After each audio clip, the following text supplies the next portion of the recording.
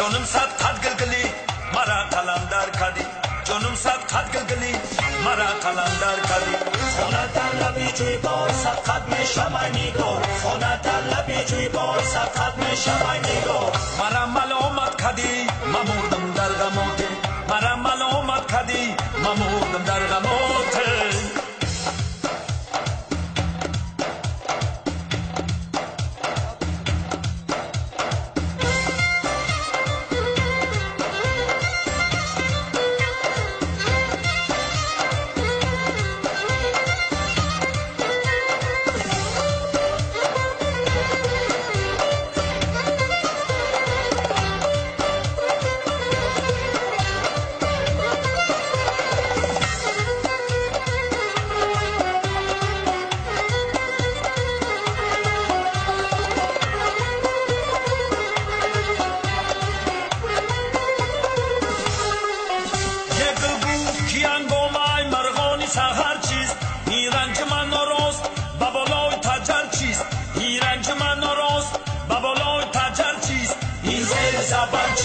پایان نظر چیست این زیر زربر چیست پایان نظر چیست خورگلی تر چیست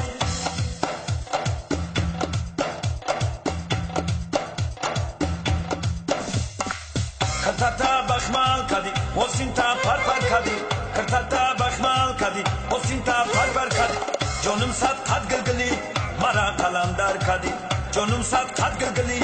مرا قلندر کردی خونه در لبی جوی بار صد قد میشم ای نگار خونه در لبی جوی بار صد قد میشم ای نگار مرا ملامت کردی من مردم در غمات مرا ملامت کردی من مردم در غمات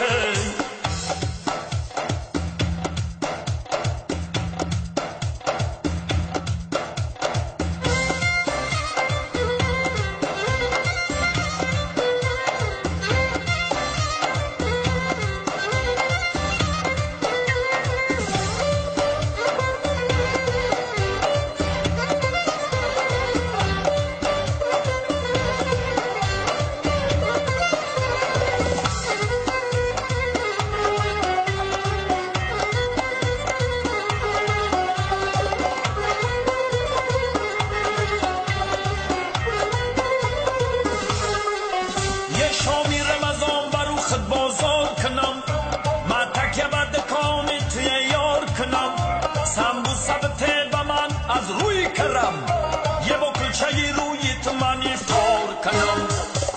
کرتتا بخمال کردی حسین تا پر کردی کرتتا بخمال کردی حسین تا پر کردی جانم صد قد گلگلی مرا قلندر کردی جانم صد قد گلگلی مرا قلندر کردی خونه در لبی جوی بار صد قد میشم ای نگار خونه در لبی جوی بار صد قد میشم ای نگار مرا ملامت کردی من مردم در غمات مرا ملامت کردی من مردم در غمات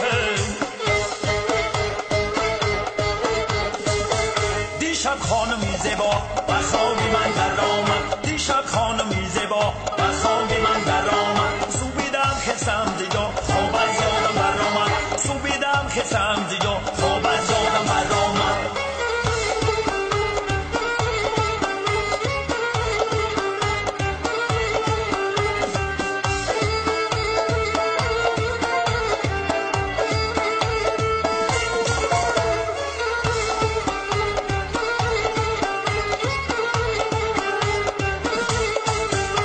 بیا گیردی تو گردم دعاگوی تو گردم بیا گیردی تو گردم دعاگوی تو گردم سیمن باشی الهی باقی بسم الله سیمن باشی الهی باقی بسم الله دیشب خانمی زیبا و خوابی من در آمد دیشب خانمی زیبا و خوابی من در آمد سوبیدم خستم دیگه خواب از یادم بر آمد سوبیدم خستم دیگه خواب از یادم بر آمد دیشب خانمی زیبا و خواب من در آمد